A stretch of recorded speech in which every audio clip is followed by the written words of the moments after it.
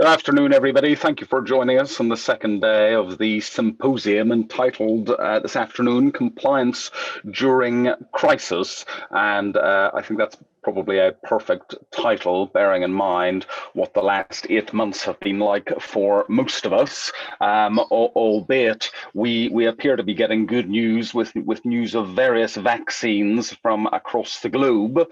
And likewise, our two presenters who are coming up next will present effectively the perfect vaccine for any crisis that you could come up with. So we don't have to wait any longer. We will be able to get immediate treatment and immediate solutions for any potential crisis problem that you may have. So first off, we have Michelle Dyer, who's Vice President, Global Strategic Transformation at American Express Global Business Travel. And bearing in mind the title of Global Business Travel, you might think that she has had fantastic experience of what dealing with a crisis would be like over the course of the last 8 months, which has not been the most opportune time for global business, or in fact any bloody travel whatsoever. She has represented GBT as an advisor to the World Travel and Tourism Council, including its Human Trafficking Task Force, and as well as being an advisory board member of the Global Travel and Tourism Partnership. So as a result, she is very well versed in numerous issues that will be of great importance for our discussions this afternoon. And she is joined by Alissa Maximova, Director of Investigations at Jones Lang LaSalle, who herself is a certified fraud examiner with 20 years of experience from leading European and American industrial corporations and 10 years in management roles on a worldwide scope. So as a result, we have two foremost professionals in this area, and they will be dealing with tips and tricks on overcoming obstacles while working remotely. I will join in occasionally to throw out a number of additional questions to them, but if I can hand over to Michelle and Alissa to introduce themselves and to kick the session off. Thank you very much, Patrick. Vaccine, that's no pressure in today's world, is it?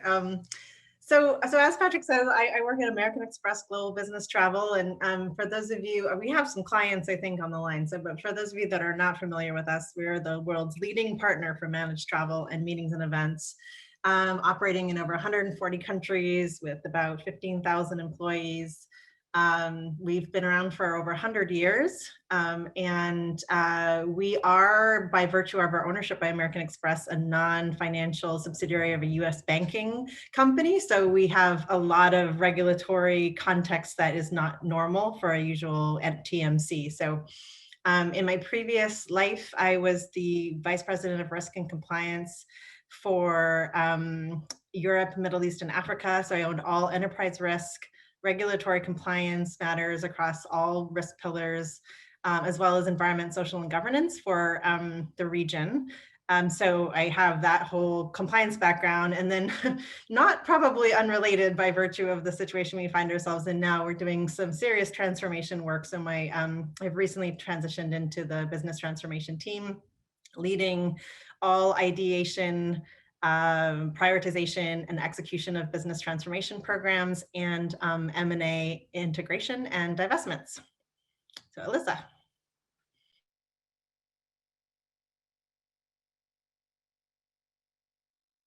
I think you're still on mute, Alissa. Thank you. That was really helpful.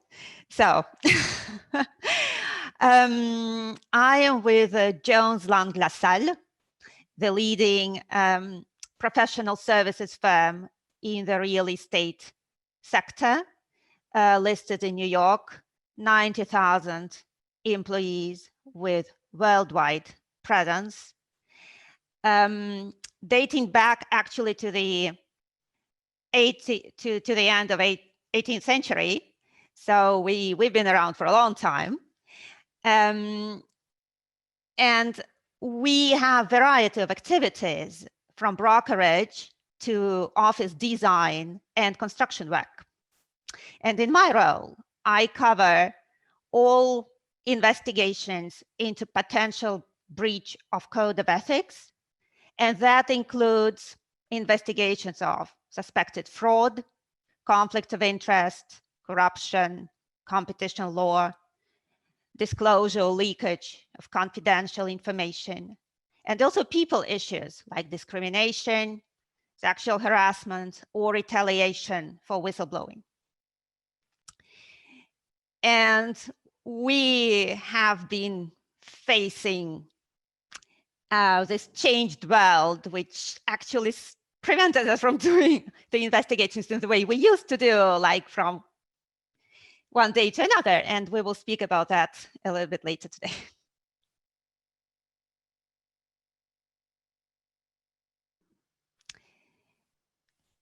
Okay, so Patrick, do you want to transition us, or would you like us to just drive?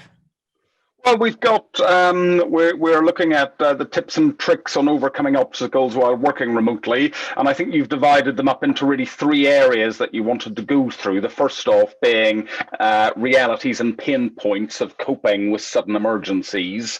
And then moving from there to the point that Alyssa's just been mentioning, conducting remote investigations and due diligence. And then sort of finishing off with ensuring effective employee engagement. So why don't we just hit the first one of those in terms of the realities and pain points. So if I hand over to you, Michelle, in terms of where you'd like to start off on that one. Yes, absolutely. So I think probably the biggest reality that we're probably all facing, we certainly faced, was, I mean, even as prepared and mature of a business continuity and incident management response program as we had, nobody could really have been fully prepared for a pandemic like this. I think, you know, by virtue of having never lived through one until now, I just think the scope and scale of this is something that, you know, I wouldn't say took us by surprise exactly, because I think we had a flexible enough program to flex and to be responsive. But it did, in the sense that it sort of offered challenges, I think, were unpredictable. So I think in terms of reality, the headline for realities, I would say, is if you don't have a strong, mature, and flexible incident management response program in place before an emergency starts, and you're trying to deal with figuring out how to respond to an emergency and organize yourselves while also responding to the emergency, you will struggle. You will definitely struggle. So, you know, we, I guess we're sort of lucky, I guess, in the sense that we, by nature of the fact that we are a travel management company, we not only spend a lot of time thinking about our internal responses and our internal program, but we're also a critical piece of our clients' response. And in terms of the employee care piece, often, you know, they're, you know, perhaps caught in another part of the world or what have you. And so knowing where employees are and how to get them home safely is a critical piece of our clients' incident management response. So therefore, it's been something that's kind of core to our service, and therefore maybe, you know, by virtue of that, a little more top of mind than it might be for somebody in another type of business. And a couple of years ago, I think it was maybe in response to one of the hurricanes that hit Florida, we did a post-mortem of that, and, you know, we were fine, you know, everything was relatively fine. But one of the things that we found was that we could have gotten better around how we organize what I'll call the meta program. So our incident management response program prior to this time had sort of a bunch of isolated, or I would say isolated because they have connectivity, but the discrete plans: a business continuity plan, a customer crisis recovery, employee care, facility continuity and recovery, technology disaster recovery, and a cyber crisis and incident management program. And all of those were pretty strong. But what we learned through the experience of that Florida hurricane, because we have an office in Tampa, was that our HR team, who had been tasked with coordinating the overall response, was simultaneously trying to coordinate that, but also trying to do their HR duty of employee care and identifying where employees are and if they're okay, et cetera.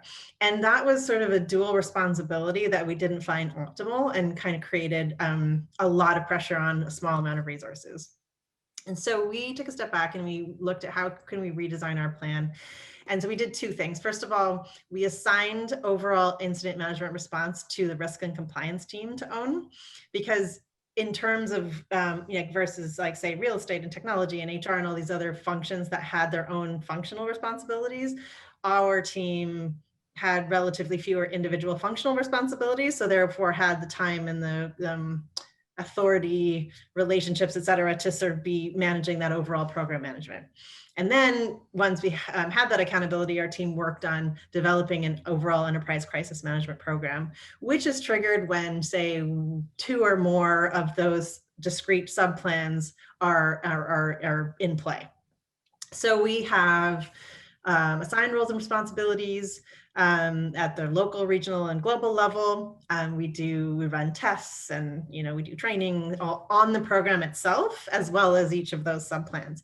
So that was a pretty important learning for us coming out of that, and it really set us up for success when COVID hit, because we immediately spun up a regional response in Asia Pacific, and then that team was monitoring, how things were progressing. And then we saw, we kind of saw that spread happening elsewhere. And then we immediately triggered the global response, and were able to quickly communicate those learnings from the regional response to that global team and stay coordinated on a global basis. And none of that was new, because we'd had a few, response to an earthquake or other weather events and that kind of thing. Responses that happened before. And so that preparation in advance. So we were not trying to figure out, like I said, how to respond and be coordinated while we're also trying to respond to the emergency, really reduced confusion. And I found actually people were pretty disciplined. So for example, maybe there was one manager or one general manager in one country that was relatively new to the company and started trying to drive his own response, and everybody pushed him to our program.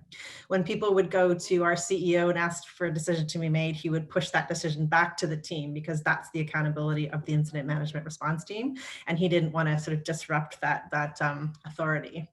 And as part of that, what we have as a totally like a North Star guiding principle is that the incident management response is guided by 2 primary but very equal goals. One is our own employee safety and security, and the other is client service continuity.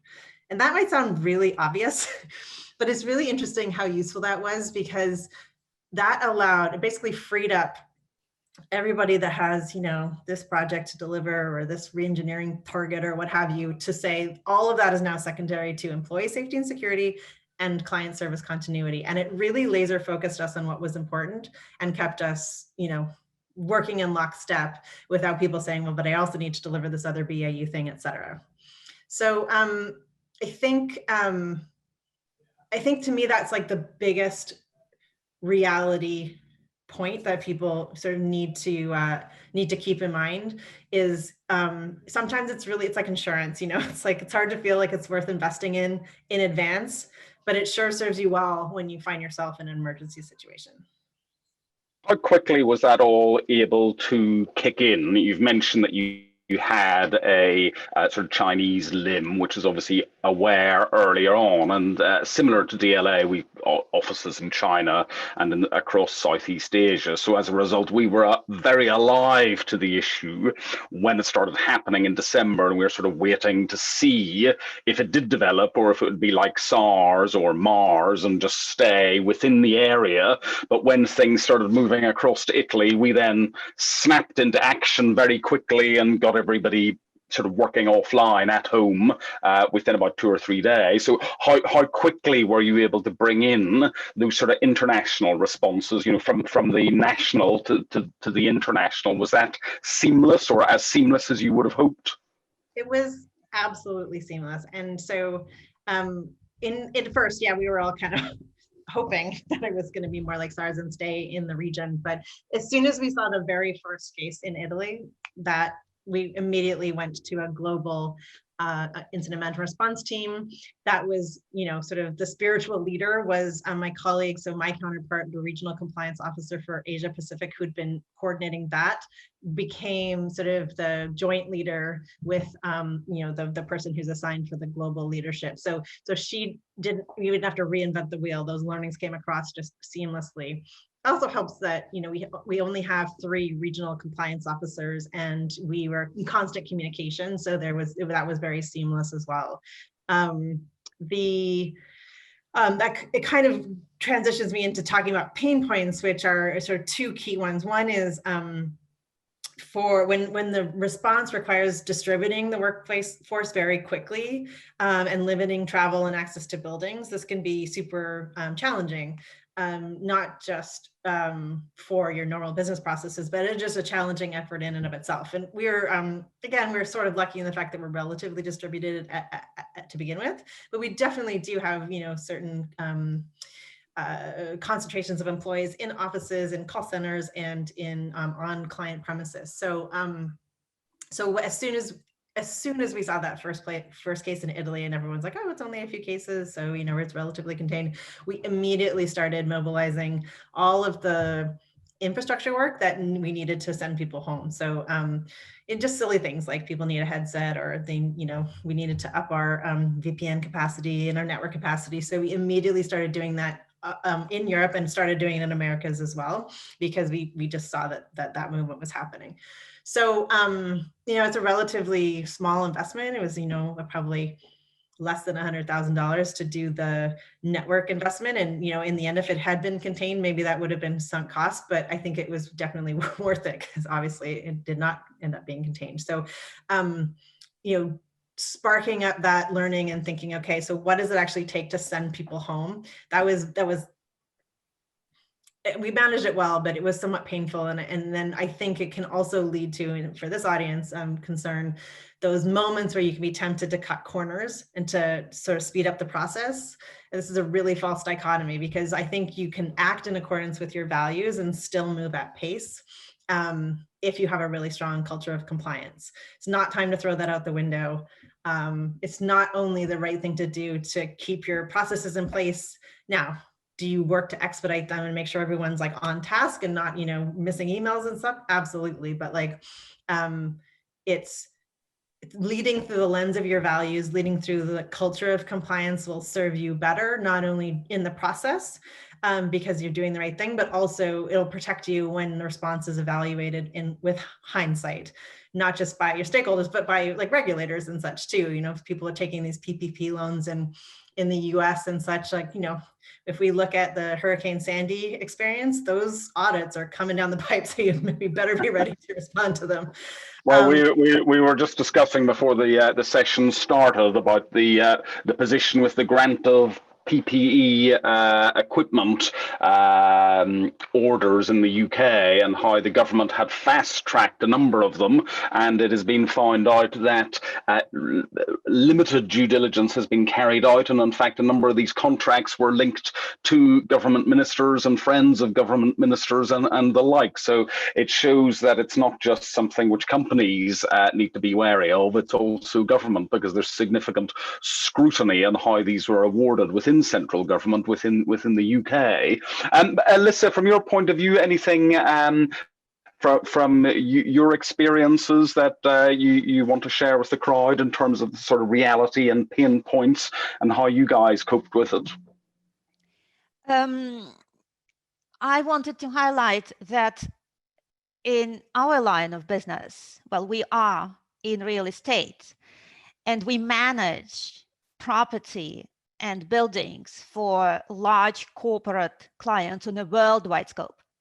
And like Michelle said, it does take certain effort to shut down the building or to maintain that building, working partially throughout the pandemics while the client's personnel is working from home, but the servers are in the building, so you need to maintain temperature, and there are some sanitary measures, etc., etc. So we were looked at by our clients, the corporates, as experts and advisors in this area, what to do, how to do it.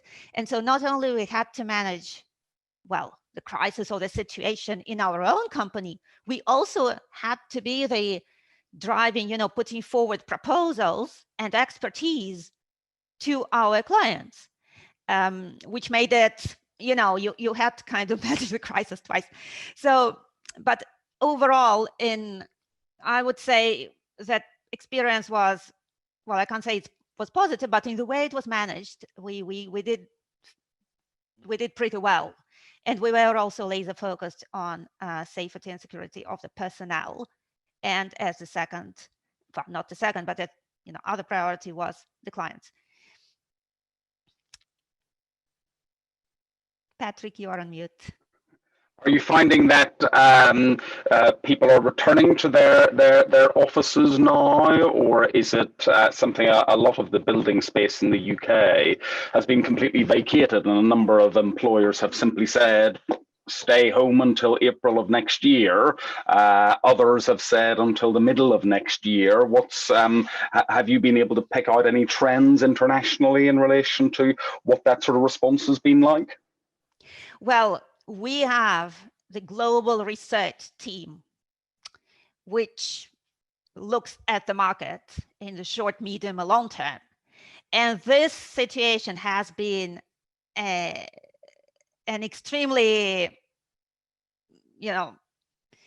unexpected, and well, they worked round the clock because they had to align the global communication to the market on the, the position JLL, on how JLL is seeing the trends worldwide, which obviously was difficult for everyone, and maybe is difficult. So I wouldn't, I think as an individual, you see everything, companies which come back full time, others which are kind of in the middle, third ones which still maintain work from home. So where we will land, I personally don't know, but I invite everyone to go and read JLL studies because they are very well done. It's sort of interesting, both of our companies were ones that from a revenue side took a very significant impact from this crisis. And yet we're probably busier than we've ever been in terms of supporting our clients. So it's been kind of interesting. I suspect you, like us, are looking at our revenue model to think through, okay, so, maybe our past assumptions on how we build our pricing those are sort of getting re-looked at because, even when there isn't transaction volume in real estate or travel, we're still providing really important and critical services to our clients. So, and we've had some really interesting stuff in the media, about how travel management companies in particular might have to rethink that pricing model in light of this situation. Okay, so in terms of the next area that we were going to look at, it was the sort of conducting remote investigations and due diligence. I don't know if you want to kick us off in that one, Michelle.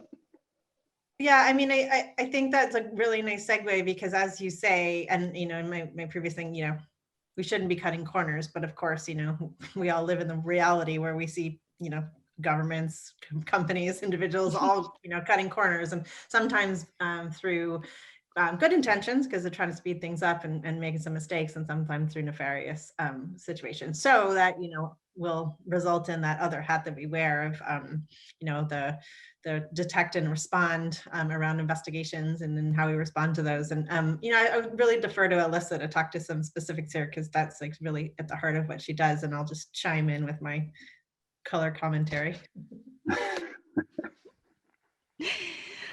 Yeah, well, pandemics arrived so quickly last spring and from literally out of the blue. But this disruption was initially expected to be temporary. And I remember, well, the constraints became immediately visible: data collection, remote interviewing. I think no one was too comfortable with kind of doing it full time. All of us did that sort of thing on some of cases, but had the benefit of choice. And I remember asking myself at that time, so should we postpone some of the investigations until the travel comes back? And at that time, we decided we would carry on, well, mainly because the nature of the issues we were looking at that time and the available technology allowed us to do it. And in hindsight, it was the right decision because, you know, here we are 8 months down the road. The only opportunity, unexpected opportunity, which was offered to us at the early days of the pandemic was the resources of internal audit, who was eager to be redeployed while they were unable to execute on their own audit plan. So we could work with them more than usual. It didn't last. But as time passed, we started seeing opportunities in this new normal. And frankly, we figured out how to adapt our process and organization and tools so that we can now operate efficiently in this new normal going forward. And if I speak about my priorities over the last several months, well, they were mainly focused on 4 things. Develop the trusted local network. Become a computer wizard with the relevant tools and technology. Well, I'm still working on that. Yeah, it's goal not achieved, but it's set. Review policies, specifically policies related to recording of interviews and access to employee IT devices. And then work extra hard on planning. And to dig a little bit deeper into those points, let's start with investigations resourcing. How do we investigate a matter raised 3,000 miles away when we can't travel? We need local relays. We need those trusted go-to people locally who can drive to the office and collect the paper documents and help you with the local language. Reach out to local third party or even assist with an in-person interview. Sometimes it is necessary. And so identifying this network in every location, training them and making sure their leadership supports this idea and them helping, you know, on investigations whenever they come up.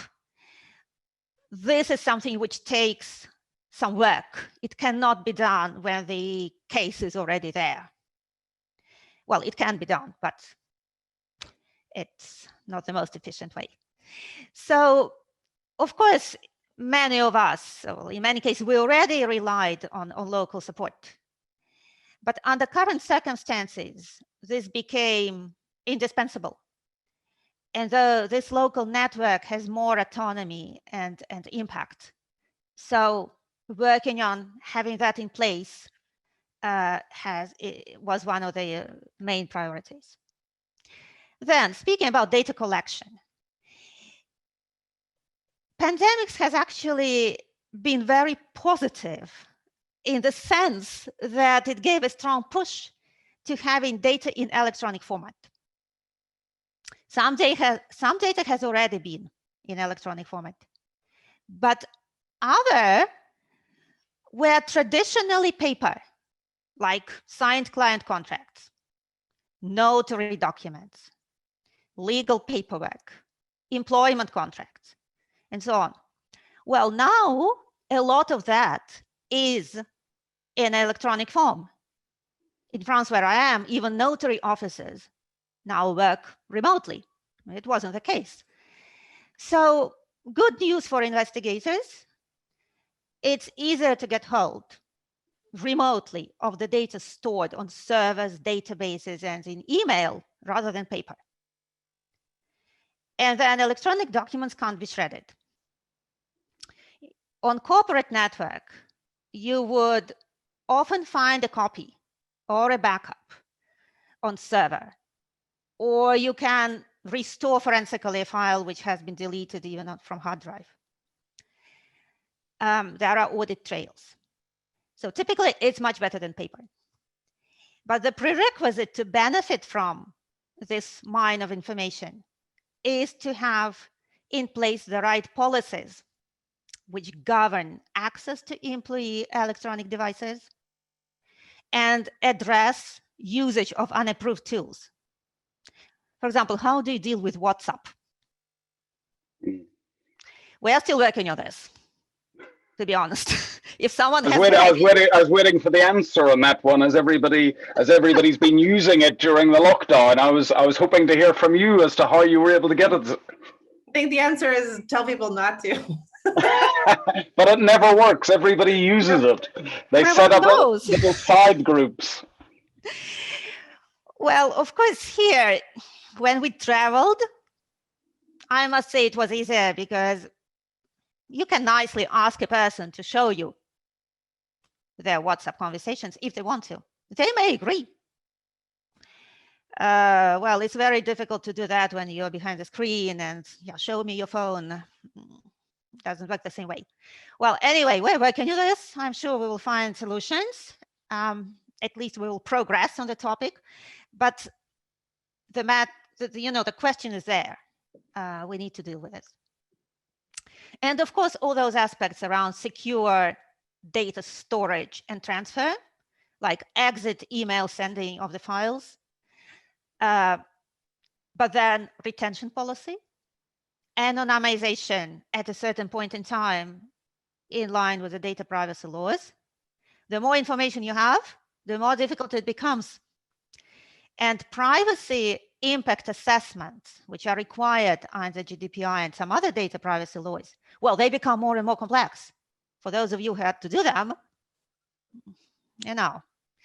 So this is something we had to look at and continue looking at. But if anything, we need to have a mapping of where the data is. Not only that we have ERP and we know what is in ERP and some major databases, but the pandemic has given a push to all those local technical solutions being put in place. Electronic signature of the documents, maybe some exchanges with the government organizations using their tools or whatever. But each country, they didn't wait until the corporate will come up with some global tool, do the selection process and deploy it.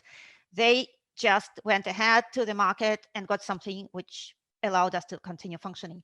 Well, in working in large organization, you wouldn't necessarily know about it. You may even think that doesn't exist. Well, actually it does. So map it out, keep it updated. You will be surprised how much we have actually already in electronic form. We just need to get hold of it. And of course, it's better to find out who is the person who can extract the report and whether you need an approval from someone to get this report. And if there are any logs or audit trail in that specific tool, smaller tools might not have it. It's better to figure it out before a case comes your way. Remote interviews, initially looked at as a big problem. In fact, they do offer quite a lot of positive sides. Well, firstly, there is increased flexibility and better confidentiality, in the sense that an employee speaking to you from home won't be overheard by their boss, unless they are married to their boss and live together, but otherwise, probably not. However, we as investigators, we lack control over the environment. We don't know who is in the room, especially with those virtual backgrounds, many tools. Well, an army can be standing behind and taking a picture of the screen and recording. You won't know. So, and recording, it was always possible for someone to record an interview without telling you. But now it's just so easy and frankly might be so tempting. So I think it's a good opportunity for companies to revisit their recording policies. And companies are very different in their attitude to recording. A lot of them just prohibit them altogether. Others are more flexible. but let's make sure the policy is aligned with the risk as it stands today. And if we do go for recording, well, we can as well take advantage of the tool, which will generate us a transcript afterwards. Because you can have it, having my notes of the whole meeting coming out as a transcript on Word. That's great. I'm not using it yet, but I started testing. Now, let me think where I was. And in any case, yeah. I was just going to say, just while you're doing that, do your companies' questions come through have policies in existence in relation to the use of things like Facebook, WhatsApp, and other social media? And has that been something that you've looked at tightening over the lockdown period because of the sort of increased overlap between personal time and work time? I don't think we looked at it from that angle. We do have, as all corporates, we have framework, it controls over the social media, and we monitor what's on it. We didn't. I am not aware, at least, that we took this. We had an issue from the angle you are mentioning, Patrick. Did you, Michelle? So we've always had a social media policy with respect to sort of marketing brand management, but in terms of as it relates to access for or acceptable use and that kind of thing, that's a little bit more couched in our technology policy. And so, for example, in our bring your own device policy and our use of corporate devices policy, so it's pretty broad. It doesn't necessarily mention WhatsApp specifically, for example, but I mean, it's stated in our employee privacy policy that I'd say accesses that we can have are defined pretty broadly and heavily in the company's favor, I should say. A lot of people know when they sign up with us because, again, that U.S. banking institution aspect, that we have a lot of I wouldn't say monitoring in place. That's a little heavy, but we have a little bit, maybe more than maybe a non-financial institution might have in place as is usual. But now, candidly, in practice, I don't think we exercise that right to access that much, but we could if we wanted to. I think WhatsApp remains a little bit of a challenge because of the third-party nature of it. What we've done is kind of on the positive side, we have encouraged, for example, if we want to stay in touch with our furloughed employees, we have created a opt-in meetings app, or we already had that, sorry, we've leveraged that app to create a forum for people to stay in touch, rather than, so they have that instead of using WhatsApp. And we ask that people, if they're using WhatsApp, it's more for a personal connection, kind of replacing that water cooler talk and the after work beers rather than for business use. Of course, is that actually happening everywhere? Maybe not, but in theory, in our policy, we would be able to request access to anything that was related to a work incident. But again, how we exercise that, probably not as much as we could. Yeah, certainly from a law firm perspective, we when we're investigating, we tend to ask for consent to be able to access, to get those passcodes and to access those matters. But as an office, we would often be using WhatsApp for often for work conversations, and certainly across Africa, it's an incredibly common tool to be using for work purposes. So that's why we've tried to incorporate it into our policy frameworks in terms of investigations. But I think that's probably a good segue across into the final topic, which I know that we're running out of time on, so we're going to have to rattle through it with some speed. But it's really the last point about ensuring effective employee engagement. while you're here and while you've been speaking, Michelle, can you kick us off on that one too?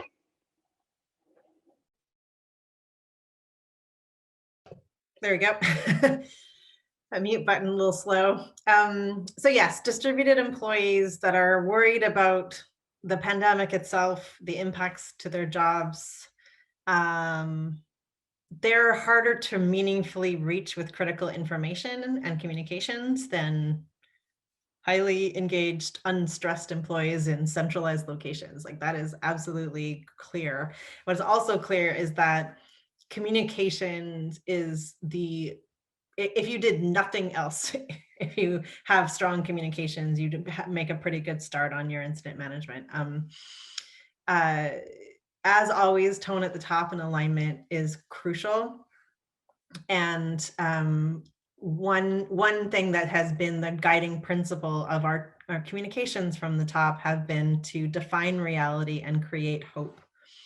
So a pretty stark reality to be defined in the travel space, as you can imagine, but also communicating the actions that we're taking to be responsive, to protect our business, while also protecting our employees and clients as a higher priority, has been pretty critical. So we have multiple channels. Our CEO does video updates and email updates, connects with that meetings app for our furloughed and alumni network employees. Our incident management response team updates to senior leadership are daily. We've actually dialed that back to every couple of days, just because things haven't changed that much from day to day since March, when they were moving quite quickly. But those IMR updates have remained in place throughout this entire time. And then that is kind of the framework by which we use to then frame the communications that get cascaded through the rest of the organization. So a couple of key things for this audience: reinforcing the ethics hotline access and use, which might be the only avenue available to remote employees, as opposed to a hallway conversation if there's an issue going on. And then some other key topics we have been reinforcing are things like phishing and cyber awareness, because in times of chaos, cyber criminals really like to take advantage. Also awareness around supplier scams and corruption, and then employee wellness, just making sure people are at least, it's indicated that it's important to us that people take care of themselves, even if it's not practical for that to actually happen. How about you, Alissa? It was quite similar in our case. Communication was needed to use different channels, and as you said, we went the same way. There were written communications, videos, blogs, meetings, virtual meetings, etc. So I think that all helped. We had a series of webinars put together by communications and HR, which focused for the employees, which focused on wellness, on managing crisis, on how to deal with your, with working remotely and schooling your young children at the same time. All those practical, the realities of that situation, and also with job anxiety, because everyone was obviously, worried what the next day would bring. I think what is important, and you mentioned it, Michelle, and I fully subscribe, is to make sure the communication is a two-way street. It's great the employees get the information, which is brought to them by the company, but they should be able to express their thoughts or concerns and be heard. And sometimes it's more difficult for someone sitting alone at home to raise an issue, either personal or around, related to the business, when you can't just pop into your manager's or colleague's office and say, hey, I've seen this, or I feel this. What is it normal? Expecting someone scheduling your call and explaining beforehand what the call would be about, and if they need half an hour, 45 minutes on it, and waiting until next week, it's just not feasible or realistic for ethics concerns or all those issues we really want to hear about. And so this is why the hotlines and the two-way street communication is important.